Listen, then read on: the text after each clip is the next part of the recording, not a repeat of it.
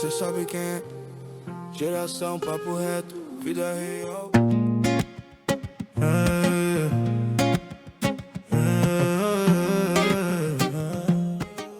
Antes de começar o programa, deixo a pergunta. Será que vocês estão preparados para o que vem por aí? Eu comecei a trabalhar com 15 anos, naquela fase rebelde, né? Não quer fazer nada. O que te marcou lá atrás? O que mais te marcou nesse ponto aí? A minha arrogância. Hoje eu vejo muito claro o quanto eu fui arrogante e prepotente. E você fala assim, o que eu fiz com o dinheiro? Eu fiz nada.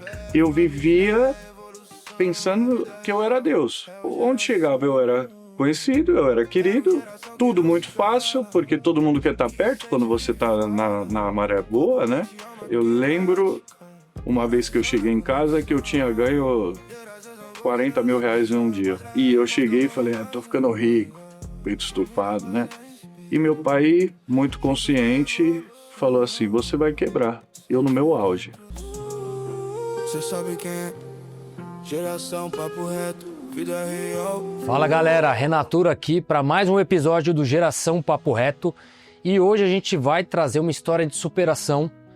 Vai falar com um cara que passou por tudo e hoje traz grandes exemplos de como o jovem deve se portar e como ele pode passar por algumas dificuldades. Tô aqui com o Rafael Grilo, muito prazer, muito bom te receber. Prazer é meu. Eu queria que você falasse um pouquinho, resumidamente, aí nesse começo, do que você passou da sua história, pra gente já começar, a estilingar as questões aí pra galera de casa entender como é que funciona. Maravilha, obrigado pelo convite. Bom, eu sou o Rafael Grilo, eu tenho 36 anos, sou filho de mãe solteira. Minha mãe era sacoleira, né? Ela ia para o Paraguai comprar muamba para vender nos prédios da Paulista. E fui criado pela minha avó até os 3 anos de idade. Foi quando eu conheci o meu pai, que hoje um beijo, pai. Me ensinou tudo na vida. Eu comecei a trabalhar com 15 anos, naquela fase rebelde, né? Não quer fazer nada, só quer jogar bola e ficar na rua, não obedece ninguém. Acho que é dono do mundo, né? Como todo jovem, que é uma fase muito difícil. E comecei a trabalhar porque meus pais obrigaram numa loja de material de construção que meu pai tem. Com 17 anos eu não quis mais e fui trabalhar numa ótica. Era joalheria e ótica. Fiquei lá durante 3 anos. Mas sempre dando trabalho pros pais, eu era... Normal de adolescente, né, cara? É coisa de adolescente dar trabalho pros pais, claro, dentro de um contexto assim que tem história de vida, envolve muitas coisas, mas enfim. E eu trabalhava, Renato, mas eu sentia que aquilo não era pra mim. Cumprir horários, regras, como toda empresa tem, né? E aquilo me incomodava demais. E eu falava, isso não é pra mim, isso não é pra mim. Com 20 anos... a minha mãe me ajudou a comprar um carrinho para comprar e vender. Eu falei, filho, se você não gosta de cumprir o horário, essas coisas, tá aqui uma oportunidade, porque eu fui procurar saber disso e ela me ajudou. Me joguei de cabeça e deu certo. Eu consegui comprar uns 4, 5 carros, assim, num período de 2 anos, comprando e vendendo, né? Você era novo ainda e já começou a empreender? Sim, sempre. Sempre fui muito sonhador, Renato. Mas eu tinha uma dificuldade de foco. Todos os meus familiares e amigos falavam assim, o Rafa, ele se vira, porque ele é inteligente pra caramba. Ele dá um jeito. Ele nunca tá sem dinheiro, ou quando tá é momentâneo, porque ele corre atrás. E o meu tio uma vez me falou uma coisa que me marcou muito. Ele falou assim, Rafa, você é muito inteligente, você é fora da casinha. Mas você nunca vai dar certo enquanto você não tiver foco. Porque tudo que você começa, você para. Hoje, maduro como homem, eu posso falar com propriedade que o jovem tem essa coisa de querer para ontem as coisas. Mas isso é uma coisa que pega muitos jovens. Muitas habilidades envolvidas, muitas coisas que chamam a atenção, acaba começando a fazer um monte de coisa, não termina nenhuma e acaba se frustrando. E isso vai virando uma bola de neve na vida, ele vai levando isso para frente e quando, na verdade, ele precisa focar em uma coisa e ir até o final, cara. Até fazer o negócio funcionar, até fazer dar certo. Isso aconteceu comigo, aconteceu com você. E eu tenho certeza que tem um monte de gente em casa que isso vai ressoar com alguma parte da vida dele. Sim, e assim, Renato, eu lembro de ter momentos de dificuldade financeira. Graças a Deus, hoje o meu pai é um cara bem estruturado. Mas quando você é jovem, e eu escutei isso dele, ele falou assim, tudo que eu tenho é meu. O seu você vai correr atrás. Tá certo. E aquilo era um incentivo para mim, porque eu falava, então eu vou mostrar, porque eu tinha raiva. Eu queria vencer pela raiva, para provar para todo mundo que eu era bom realmente, como eu pensava ser, né? Veio uma crise dos carros usados. Nessa fase que não vendia carro nenhum, eu comecei na 25 de março comprar perfume para vender nos comércios. Então eu parava o carro numa avenida de comércio, entrava na avenida, nas lojas e falava com os vendedores mesmo, oferecia os perfumes originais. E comecei a me virar assim e peguei amizade com um rapaz que tinha loja lá. E ele falou, poxa, Rafa, por que você não monta uma loja aqui? Eu falei, não tenho dinheiro para isso não. Pô, te dou umas dicas e tal, te apresento o pessoal, um fornecedor ou outro. E aí um dia eu cheguei, não vendi os carros, estavam todos baratos nas lojas. Eu cheguei para minha ex-mulher na época, falei assim, eu vou montar uma loja na 25. Ela falou, você é doido? Como assim? Você Isso com quantos anos? 22 para 23. E eu falei, não, eu vou vender os carros e vou montar a loja. E eu cheguei para um lojista, amigo meu, e vendi todos os carros para ele, peguei a grana, comprei um ponto na 25 e o dinheiro para começar das roupas. Eu só tinha o dinheiro do primeiro aluguel. O que você tá falando é que você teve vários altos e baixos, né? E sempre correu atrás, nunca parou de tentar fazer alguma coisa. E dentro de todas essas questões que você teve, toda essa experiência, né? Que foram vários altos e baixos, pelo que a gente estava conversando até atrás das câmeras aqui. O que te marcou lá atrás? O que mais te marcou nesse ponto aí, pra você? A minha arrogância. Hoje eu vejo muito claro o quanto eu fui arrogante e prepotente. Porque quando eu comecei a ganhar muito dinheiro, porque eu ganhei muito dinheiro nessa fase, atualizando o dinheiro de hoje, sei lá, 150 mil por mês para um jovem. Isso é bastante dinheiro, hein? Que não, salário de jogador de futebol. Que não precisava pagar a conta, porque eu morava com meus pais na época. E você fala assim, o que eu fiz com o dinheiro? Eu fiz nada. Eu vivia pensando que eu era Deus, porque eu sempre fui um cara muito querido. Eu sou muito carismático e brincalhão e sempre ajudei muito na causa social. Então, onde chegava, eu era conhecido, eu era querido, tudo muito fácil, porque todo mundo quer estar perto quando você está na maré boa, né? E eu comecei a me perder. E você consegue identificar o que te fez ascender para... Pô, ali eu me perdi, se eu tivesse feito diferente. Você consegue identificar esse ponto para falar, por exemplo, para um jovem agora? Com certeza. Eu lembro uma vez que eu cheguei em casa que eu tinha ganho 40 mil reais em um dia na loja. E eu cheguei e falei, tô ficando rico, peito estufado, né?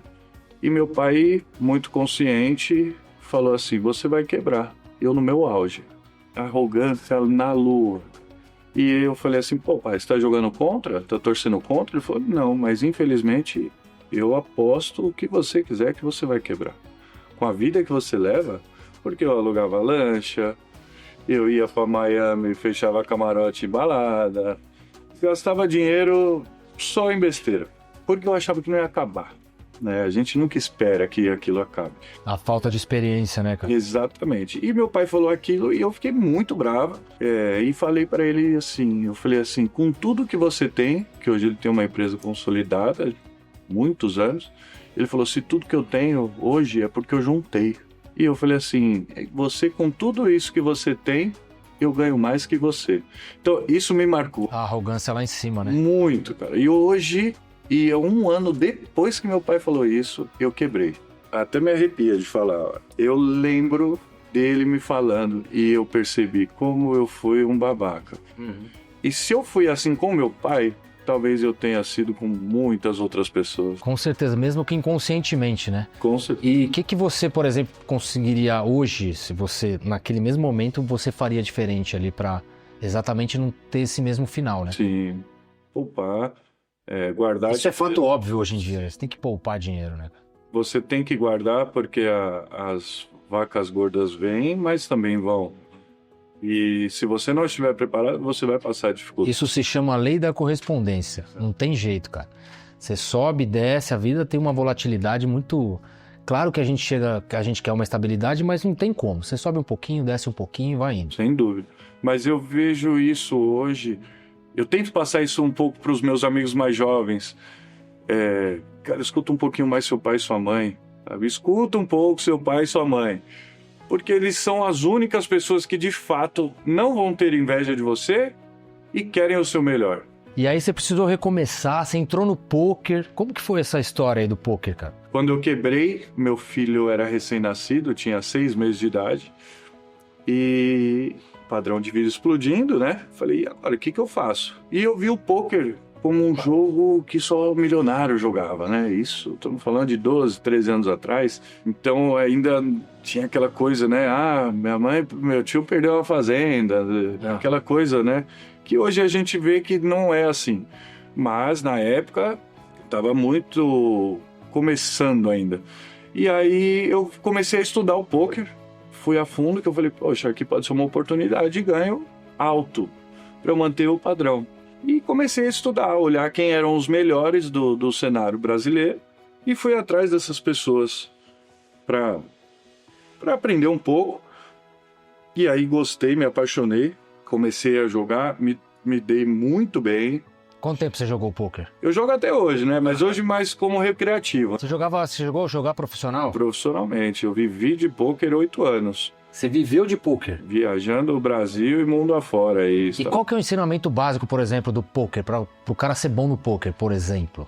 Ele tem que ter disciplina e controle emocional. Aí é que a gente chega.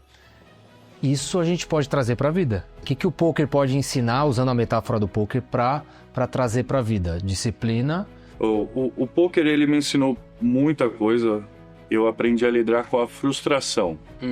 Porque mesmo você sendo um jogador profissional e conhecedor do assunto, você vai perder 85% das vezes, aproximadamente. A grande maioria, né? Exatamente. É que você fala, então a conta não fecha. Não, é que o poker, quando você aprende a ser lucrativo ao longo prazo, esses 15% ele vai pagar tão bem que ele vai recuperar os 85% que foi perdido e ainda vai deixar um bom dinheiro aí. Cara, isso é muito da vida, né?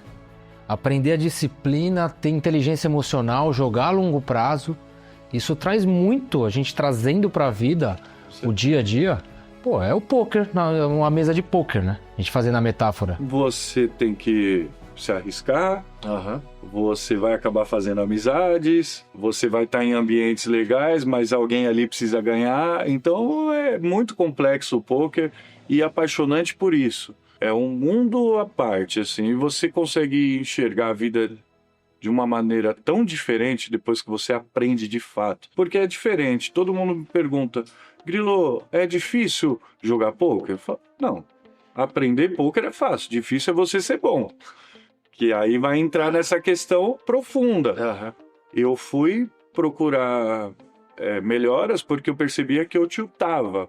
Para quem não entende o tilt, você ficava nervoso.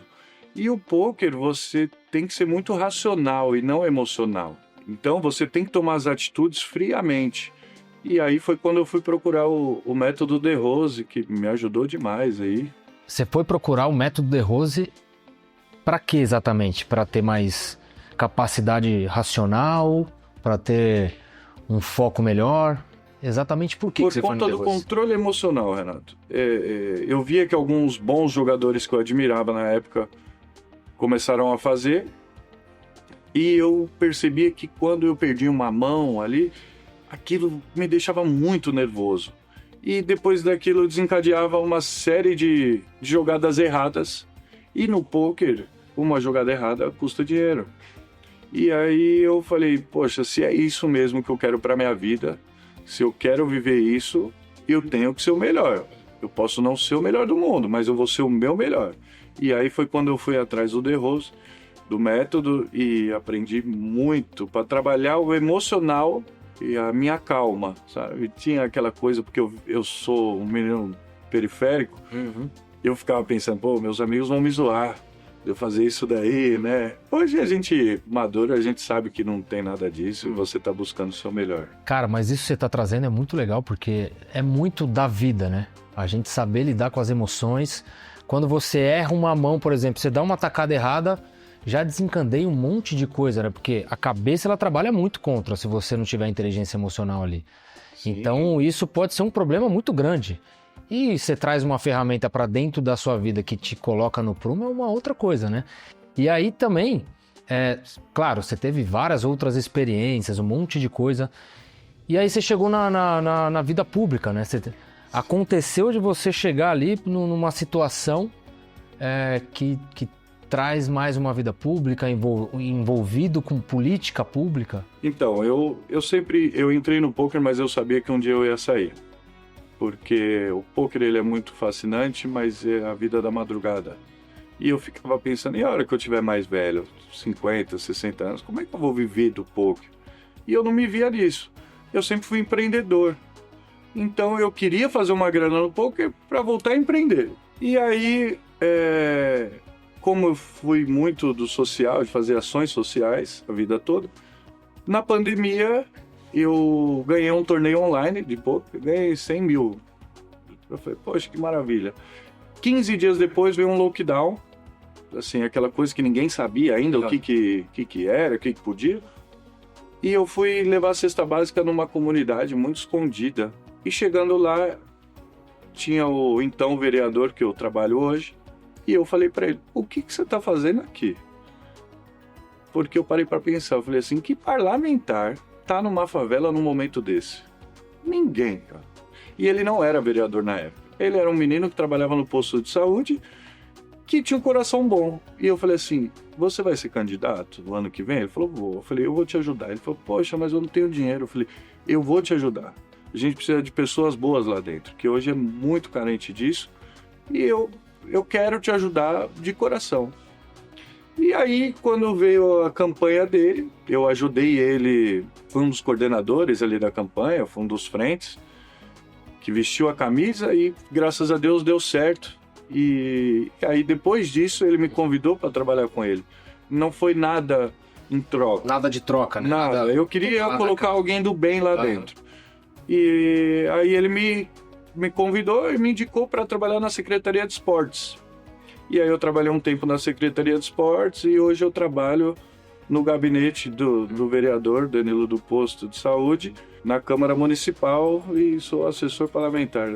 E você trouxe uma história ali nos bastidores muito interessante, que é sobre um novo trabalho, uma nova ideia que você está trazendo, né, para esse trabalho que você faz hoje, que é sobre autismo, superdotação, pessoas com alguma condição especial, algum espectro especial. Fala um pouquinho disso daí pra gente. Um dia eu estava no shopping e eu estava procurando uma vaga e eu vi uma mãe descendo do carro e fazendo um escândalo. Eu vi que ela estava em surto, gritando e xingando, revoltada, e começou a chorar porque ela não tinha uma vaga e ela estava com um filho autista. E aquilo mexeu comigo, aquilo me tocou. E hoje, por eu estar no poder público, com o vereador, eu pensei como a gente poderia ajudar e passar para as pessoas um pouco de conhecimento dessa causa tão importante, que ainda é muito banalizada. O pessoal fala, hoje em dia todo mundo é autista. Todo mundo fala que tem autismo. E não é assim, cara. Tem que ter muito respeito.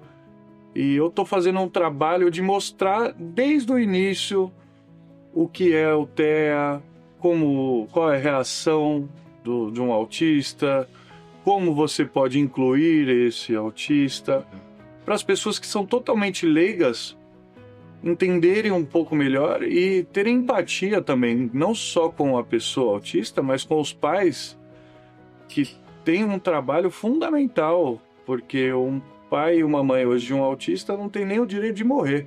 Essa informação que você traz é muito importante, cara, porque a maioria das pessoas, pelo menos pelo que eu vejo, tem muita gente que não sabe, não tem ideia de quem procurar, do que fazer, para onde ir, e às vezes não sabe fazer a leitura do próprio filho. E isso acaba acontecendo dentro da escola, que pode ser um professor que dá um toque na pessoa, enfim. E acontece muito, né? Infelizmente, o poder público em geral não dá suporte nenhum, porque hoje o autismo começou a ser reconhecido em 2000, e infelizmente no Brasil tudo é demorado, né? Tudo demora mais para chegar às soluções.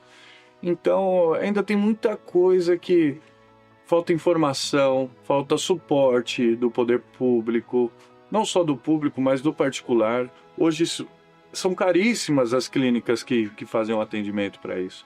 Então, eu me senti na obrigação de ajudar essas pessoas que não têm informação, que não têm condições de pagar uma clínica, de tentar confortá-las de alguma maneira. Como eu posso? Dentro das minhas ferramentas, hoje a gente faz um atendimento previdenciário lá 100% gratuito, que o vereador oferece isso para todo mundo. Isso é muito importante você falar, porque o governo dá alguma condição especial também para as famílias que têm autista, né? Existem vários benefícios. Entendeu? Muita gente não sabe disso. Muita gente, e assim... E eu vejo porque, como eu convivo muito em comunidades carentes, às vezes a criança ou já é um adulto e o pai não sabe. Porque às vezes não é maldade, mas às vezes essa pessoa mal estudou, não tem informação, ela chega no posto de saúde ali, tem aquele atendimento precário, não tem instrução, não tem alguém para ajudar. Então o que eu estou tentando fazer é justamente mostrar um pouco como tratar, como eu posso ajudar com o poder público, o que a gente pode criar. Vamos sentar e discutir projetos para tentar alavancar e confortar um pouco, não só os autistas, mas os familiares. E quem não é o familiar, aprender a conviver e incluir essas pessoas na sociedade. Sim, porque devido às dificuldades de um tratamento, ou de entendimento melhor, ou comunicação, enfim, as famílias abandonam, né? Acha que é só um problema ali, um probleminha ali, e deixa o negócio fluir, né? Hoje com a internet melhorou um pouco, né? Melhorou bastante. Hoje as redes sociais aí ajudam muito. Então, mas ainda existe muito disso. A gente ainda é muito atrasado. E, infelizmente é uma realidade. E o que te motiva mais a levar essas informações para as pessoas? O que mais te motiva nesse ponto? Ajudar o próximo, cara. Eu que aprendi na vida, assim, quando você faz o bem, todo mundo pensa, eu vou doar e vou ajudar na favela. Se você for fazer uma doação na favela e você for pessoalmente lá, você nunca mais deixa de ajudar, porque você sai de lá renovado. Você acha que você está presenteando eles, mas quem está sendo presenteado é você, de tão bem que isso faz. E claro, deixar um legado para os meus filhos. Eu tenho um filho de 9 anos, né? Deixar um legado para eles, falar que meu pai era um grande homem, meu pai era um pai honesto, é um cara trabalhador, do coração bom, que ajuda o próximo. É isso que eu quero, sabe? Eu falo, cara, o que você trouxe agora é muito legal, porque é uma frase que eu sempre falo. Quando a gente faz algum tipo de doação, a gente ajuda uma outra pessoa, enfim, independente do que seja, o benefício é todo pra gente, velho. O benefício é todo pra gente. É claro que a gente está transformando a vida de uma outra pessoa, às vezes de uma família inteira, mas o benefício que a gente traz para a vida da gente, sem querer, obviamente, nada em troca, é espetacular. Isso reflete em tudo no que a gente faz, né? Tudo que a gente faz na vida. Sem dúvida. Na Páscoa eu me vesti de coelho, né? Era uma perna longa. E fui na comunidade, eu levo o meu filho, o ovo de Páscoa do meu filho é o mesmo que eu entrego na comunidade, porque eu tento passar valores para ele. Não é o dinheiro. Hoje, graças a Deus, eu posso proporcionar algo para o meu filho melhor, mas é para mostrar para ele e falar assim, olha, se não fosse o papai, aquelas 500 crianças não teriam um ovinho de Páscoa. Então você tem que dar valor, porque aí ele ganha da avó, do vô, do tio, ganha 10 ovos, né? Graças a Deus, olha a diferença que você tem dessas crianças. Então dê valor nas coisas, né? Trazer essa consciência desde pequeno é muito importante, né? Para ele entender como é que funciona a vida. E o privilégio, não deixa de ser um privilégio a vida que a gente leva, porque a gente tem uma fatia muito pequena. Mas um exemplo do meu filho, pegando o gancho dele, eu fiquei sabendo semana passada que eu vou ser pai novamente, né? E eu tinha muita preocupação de contar pra ele, porque ele sempre foi muito apegado a mim, sempre falava que não queria um irmãozinho e tal. E aí eu e a minha noiva fomos contar pra ele. Ele teve um surto, ele surtou de ciúmes, começou a chorar e gritar, eu não quero, eu não quero, eu não quero, eu sempre falei que eu não quero. Me leva embora, me leva embora. Eu levei ele pra casa da mãe dele. E me assustei com a reação, liguei pra avó, falei, olha, tô preocupado com ele, vai me falando. Ele falou, não, ele se trancou no quarto, não quer falar com ninguém. 9 anos. E aí, no dia seguinte de manhã, eu liguei pra avó dele novamente, como é que ele tá? Ele falou, ó, ele falou que o pai dele traiu ele. Eu fiquei muito mal com aquilo, mas eu tentei entender um pouquinho a cabecinha dele. E aí, ele me bloqueou no WhatsApp. Ainda. Me bloqueou no WhatsApp. Aí eu fiquei bravo mesmo, hein? Aí eu fiquei bravo. E eu tinha que tomar uma posição também. Claro.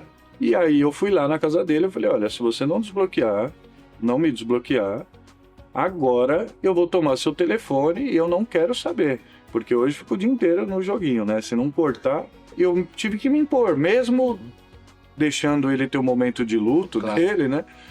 Eu tive que me impor e mostrar que realmente ali ele tem um pai, ele tem regras e é assim que toca a vida, né? E me fala aí de todos esses momentos que você teve, qual foi o momento mais difícil que você teve na vida, o que te manteve de pé, qual foi sua motivação para seguir, para continuar seguindo? Olha, Renato, eu acho que quando eu quebrei na 25 de março, eu entrei numa depressão profunda, eu quase cometi o suicídio, eu morava no 10º andar, e eu lembro de olhar todos os dias lá para baixo.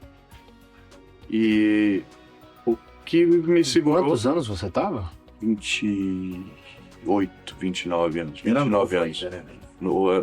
Bem novinho. Bem novo. E meu filho era pequeno. E eu tenho certeza que se hoje eu tô aqui, foi por conta dele. E da minha mãe também, que é psicóloga. E me ajudou muito nessa fase, me indicou para terapia. Aliás, hoje eu acho que terapia tinha que ser para todos aí. Não, com certeza, né? A gente estava até falando num outro bate-papo aqui que a gente teve. Tem muita gente que acha que terapia é coisa para maluco, né? A terapia salvou minha vida, cara. Sempre, cara. Salvou E não é só quando você tá numa baixa, por exemplo, na vida. Que é o A nosso terapia mal, né? funciona o tempo todo, cara. A gente costuma procurar quando já tá muito mal. Exato, a gente vai procurar como muleta. E quando você procura como muleta, você Exato. já tá na baixa ali, já tá na última, assim. E você deposita só a terapia, a sua saída, a sua única saída. Quando a terapia tem que ser mais uma ferramenta para você ter na vida, né? Eu acho que essa foi a minha pior fase porque, como eu falei, eu jovem, ganhando muito dinheiro, eu tinha acesso muito fácil a tudo. Eu já viajava para tudo que é canto, festas, eu fazia festas e festas bancando todo mundo, então o telefone não parava. E aí, de repente, parou de tocar. E eu lembro que tinha um amigo que eu ajudava muito ele, de bancar várias vezes. E ele me ligou e falou assim, vamos tomar uma cerveja? E eu falei, irmão, não tenho dinheiro nem para tomar um picolé. Ele falou para mim assim, então mês que vem a gente se vê. E desligou. Eu não me esqueço nunca disso. Eu joguei o celular no chão e comecei a chorar. E aquele dia eu achava que eu seria ninguém na vida, porque eu perdi tudo, porque eu me apegava no dinheiro. Aí você vai entendendo que os valores são outros, né? Totalmente outros. Hoje eu não abro mão de um almoço de família de domingo. Eu prefiro estar com a minha família, com os meus amigos ali, bem restritos na minha casa, que eu me sinto bem. Hoje, se eu tiver uma condição, eu quero proporcionar para as pessoas mais próximas, não mais aquelas milhões de pessoas que estavam do lado, que a gente jovem não percebe isso, quem é o amigo e quem não é. E é exatamente isso que você trouxe, que o Geração, aqui o canal quer trazer para todo mundo. Esse valor que a família tem, essa casca que a gente ganha aí, com todas as dificuldades que a gente tem, de ouvir o pai, de ser um pai bom. Então o Rafael Grilo, ele foi o adolescente que deu trabalho, que não ouviu o pai e que agora é um pai atencioso que quer trazer para o filho o que ele não conseguiu ser para o pai, né? Acho que deu para entender mais ou menos a dinâmica do negócio. E essa é a jogada da família, né? Do aprendizado humano que a gente quer trazer para as pessoas, para os filhos. E é isso muito o ponto do Geração que a gente toca aqui. Trazer esse desenvolvimento, essa consciência para as pessoas, para os adolescentes, até para o cara mais velho, que já tem filho, que ainda não atingiu esse nível de consciência, e trazer essa visão mais ampla. Ponto dentro disso que eu me policio, mas às vezes erro também. O meu pai sempre foi muito... O jeito do meu pai demonstrar carinho era trabalhando e proporcionando uma vida legal. E eu sentia falta do afeto, do carinho, do beijo. Meu pai foi me ver jogar bola com 17 anos. Então assim, hoje meu filho, eu vou em todos os jogos. Hoje meu filho é federado. Então assim, não é porque eu transferi um sonho de ser jogador para ele. Mas eu falei, filho, é isso que você quer? Eu vou te apoiar em tudo. A única coisa que eu quero é responsabilidade. O que é a sua responsabilidade? Você quer jogar ali? Você vai treinar todos os dias que tiver o treino. Ah, mas hoje eu não tô legal, tá frio. Você vai. Isso é disciplina. É disciplina, porque isso ele vai levar pra vida. Se ele for jogador, maravilha, mas ele vai ser um homem. Entendeu? E vai entender de fato. E toma um cuidado também na maneira de agradar. Às vezes ele quer um presente e a gente dá muito fácil. Não, a gente não pode fazer isso, por mais que você quer. Eu não tive, mas meu filho tem. E eu sinto um pouco disso e às vezes eu tento me segurar um pouco. Ainda peco também, sou falho, mas a gente tem que se atentar, porque senão essa nova geração vai crescer fraca. Exato. Não vai ter o peso de querer ajudar o próximo, de querer correr atrás dos seus sonhos de fato e entender que não é fácil, porque a gente, pros nossos, a gente dá tudo de mão beijada, né? Então eu acho que a gente tem que refletir um pouco sobre isso. E a gente chegando quase no final do programa, pro adolescente que perdeu o rumo, por exemplo, que conselho você conseguiria dar? O que você falaria para esse adolescente que perdeu o rumo, não sabe o que aconteceu na sua vida? Se você pudesse falar para uma pessoa a mesma coisa que aconteceu com você, o que você falaria hoje? Se apegue em Deus, seja lá qual for sua fé, escute sua família. Pai e mãe não é chato. Pai e mãe só errou mais do que você. Então, por conta do pai e da mãe, nunca vai ter inveja de você comprar um carro legal, ou de uma motinho legal, ou de um apartamento. Os seus pais sempre vão ficar felizes por você. Um amigo, às vezes, involuntariamente, ele sente ciúmes. Não é nem de maldade. Às vezes, existe a maldade também, né? Mas eu acho que a pessoa, o jovem, ele tem que ser mais família. Por mais que é difícil, eu sei, porque eu fui bem rebelde. Minha mãe é uma vencedora aí, que eu dei trabalho mesmo. Somos dois. Então, assim, mas o que eu posso falar é o que eu vivi. E eu acho que a família é a base de tudo, cara. Se apega um pouco em Deus, seja lá qual for sua fé. Escute mais seus pais, seus familiares próximos, que eles sim vão querer o seu bem de verdade. Eu acho que você falou tudo aí, sobre base, sobre família, sobre ouvir bastante os pais que estão em casa. No mínimo eles vão saber mais do que vocês, que a gente se transforma pela ambiência das amizades, dos amigos, e a gente se deixa levar normal, principalmente o adolescente que ainda não tem uma personalidade completamente formada, acaba se deixando levar. E lá na frente a gente vê que, na realidade, o pai e a mãe sempre tiveram razão, né? Então, é exatamente essa mensagem que a gente quer trazer aqui para o Geração Papo Reto. A gente quer trazer pessoas com ideias, com soluções, com histórias marcantes que podem, de alguma forma, ajudar o adolescente, ou até o pai do adolescente, os pais dos adolescentes que estão em casa, a encontrar um meio, um canal, um acesso mais fácil para um problema que ele está tendo, que ele não consegue conversar com ninguém. Esse é o papel fundamental do Geração. A gente agradece demais aqui você trazer essa história de superação, que eu me vi nessa história, eu tenho certeza que muitas pessoas já se viram nessa história, algumas outras milhares vão passar pelo que você passou, pelo que eu passei, e é essa a ideia, a pessoa se conectar aqui e entender um pouquinho do que ela pode fazer, do que ela não pode fazer, ou ressoar mesmo com a ideia, com a essência dela e falar, pô, peraí, deixa eu procurar uma pessoa que possa me aconselhar melhor, uma pessoa que possa me trazer soluções melhores e por aí vai, né? Esse é o papel do Geração. E mais uma vez a gente agradece por esse episódio. Rafael Grilo, muito obrigado por trazer esses ensinamentos aí, essa sua experiência. Espero muito que as pessoas ouçam aí, que de casa ouçam o que você trouxe, que foi muito valioso. Muito obrigado, Renato, pelo convite. E eu queria falar também para os jovens, nunca desistam dos seus sonhos. Se você acredita, corra atrás e faça a sua parte. Não deixe ninguém falar que você não é capaz. Corra, mas faça acontecer, porque não é fácil. Não desista no primeiro, nem no segundo, nem no terceiro problema. Persistência sempre. É isso aí. Bora lá, galera. Geração Papo Reto, vida real. Segue lá. YouTube, TikTok, Instagram, todas as plataformas. Manda pro seu amigo, manda pro seu pai. E Geração Papo Reto todas as quintas-feiras no YouTube. Até lá. Tá curtindo o Geração?